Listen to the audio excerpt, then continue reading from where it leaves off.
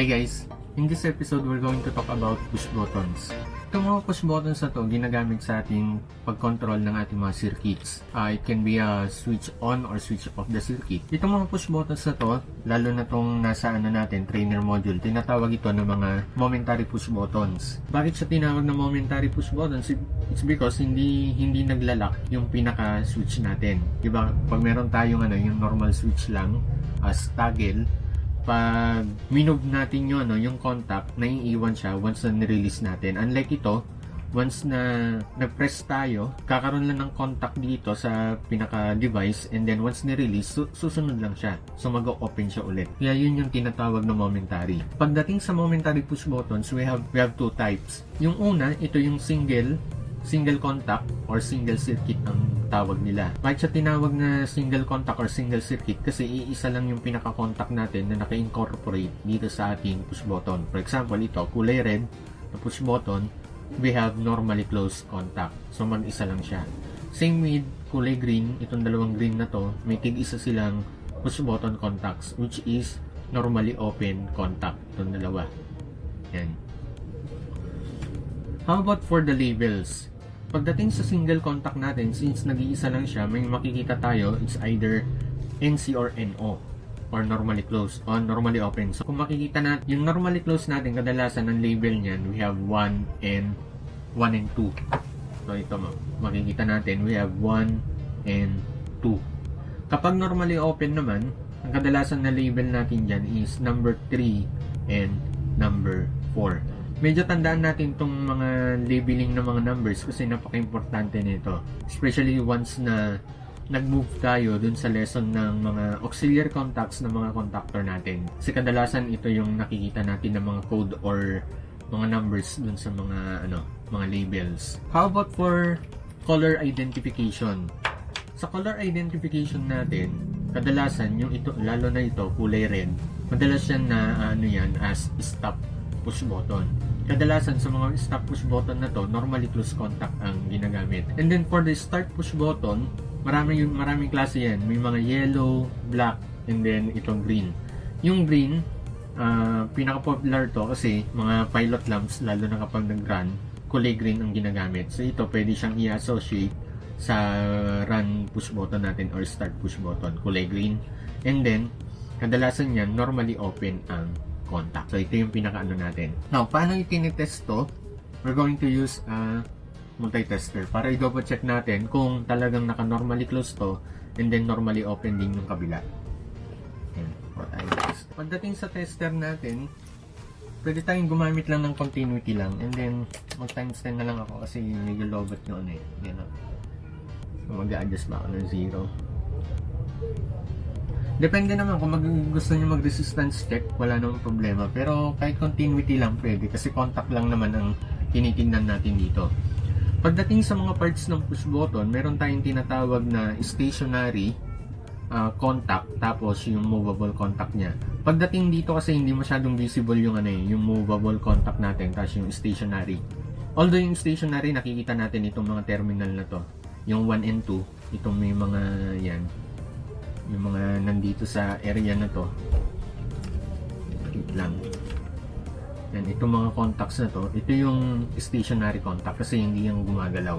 Mamaya ipapakita natin once na present natin yung pangalawang set ng push buttons. So check natin kung normally close. So we have normally close.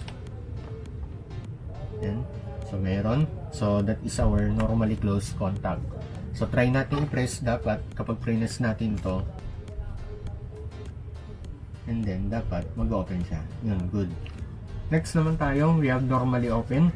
So, expected dapat hindi muna mag-move yung needle natin sa ating multi-tester. And then, once we press, dapat mag-move. Dapat magkaroon siya ng contact. So, that's good. So, ito, kadalasan, kailangan lang i-double check muna bago gamitin by using our multi-tester. Then, pababa muna natin. Next, we have the double contact. Itong set ng ating push button, double contact ang tawag dito. It's because it is composed of both, we have normally closed and normally open contact. So, pag press natin to, for example, itong may Ito kasing push button na to, kadalasan ginagamit sa forward reverse. So may station siya. So we have stop, forward, and reverse. Then dito tayo sa kabila. Now, ipipress natin ng konti. Yan. Kung mapapansin ninyo, meron siyang contact na gumagalaw doon. Itong plate na to. So ito yung tinatawag na movable plate or movable contact. Kasi gumagalaw siya para magkaroon ng contact doon sa mga terminals. Now, yung mga stationary contacts naman natin, ito yung mga to. Ito, ang kapartner niya, itong nandito sa side na to. And then ito naman, contact na ito, ang kapartner niya dito. So kung mapapansin natin, kung meron tayong movable contact na namove dito or nape-press, sa press natin siya, lalapit siya dito sa pinaka-contacts dito sa ibabaw. So ibig sabihin, itong dalawang to, ito yung normally open. And then yung nasa bandang ilalim na contact, yun nandun, and then yung nandito, ito yung normally closed contact. Kung mapapansin natin, medyo unconventional siya, hindi katulad nung isa kanina, na kapag meron kang terminal dito sa side na to, meron din ang kapartner niya dito na sa side, sa kabila.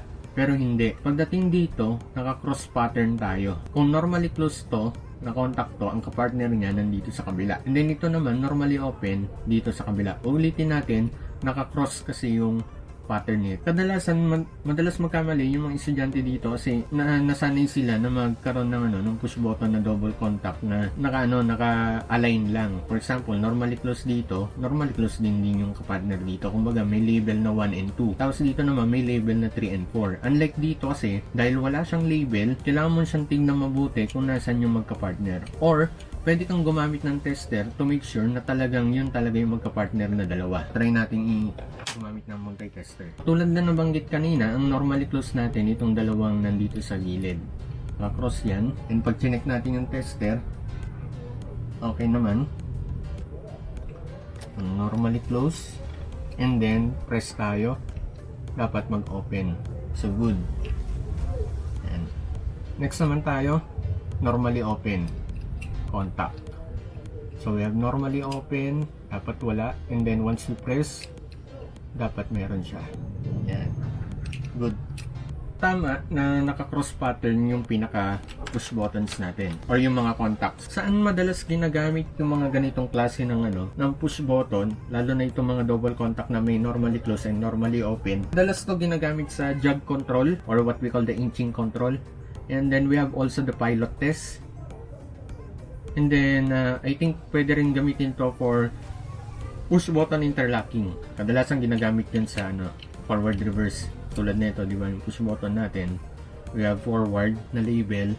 We have also reverse and then we have stop. Maliban dun sa single contact natin, tsaka double contact na mga push buttons or momentary push buttons, nagkataon na meron pa akong isang naitabi na push button or what we call na illuminated push button. Bakit siya tinatawag na illuminated push button? It's because meron siyang pilot light na kasama. Try natin buksan.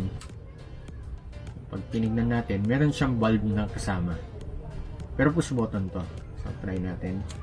Balik. Yan. Balik natin. Try natin press para makita kung talagang push button siya. Yan. Yan. Saan yung magiging itsura? Ito, katulad na nabanggit kanina, may tinatawag tayo na single contact tsaka double contact. So pag tinignan natin to, ito yung both of the contacts meron siya. We have normally closed and normally open. Yan. Ito yung normally closed natin nasa ibabaw and then nasa ilalim yung normally open. And then, yung pinaka-pilot light natin, nasa gitna. Yan o, yung may X1 and X2. Dun sa next lesson natin, i-explain ko ano ba yung tinatawag na X1, bakit X1 ang label, tsaka X2 para sa ating pilot light. So, abangan nyo yan. Pinansin natin ulit, yung pinaka mga labels, we have 1 and 2. Yan. Mapapansin niyo halos pare-parehas, di ba? Dating dun sa single push button kanina, ito, kunin natin ulit. Yan. Ito yung label niya, we have 1 and 2. And then, normally open, 3 and 4. So, may mga ibig sabihin yan, lalo na kapag nasa contactors na tayo. So, normally open to, expected na dapat hindi gagalaw. And then, press tayo. So, dapat meron. Then, next tayo, normally close. Yan. And dapat may contact. Normally close tayo. May contact yan. And then, press tayo, dapat mag-release. Good. How about for the pilot indicator? check lang muna natin kung may resistance siya. Pero hindi muna natin kukunin yung eksakto. Yan. So meron, good. So ibig sabihin, okay yung pinaka-valve natin, pero dun na sa next lesson natin ita-tackle kung ano yung mga kailangan natin malaman regarding mga pilot lights. So momentary push buttons natin, we have single contact and double contact. And then yung pangatlo, we have the illuminated push button, which is double contact naman din siya. Ngayon guys, ang gagawin natin, magko-connect tayo ng mga wiring para dun sa push buttons natin. Lalagyan natin siya ng supply, at the same time maglalagay tayo ng load ng mga pilot lights dito na nasa trainer module natin. All supplies natin is 220 ang pinaka voltage supply natin. Pag nag-wiring tayo, medyo ingat din, especially kapag nag-testing na. Lang guys, samahan nyo ako para mag-wiring.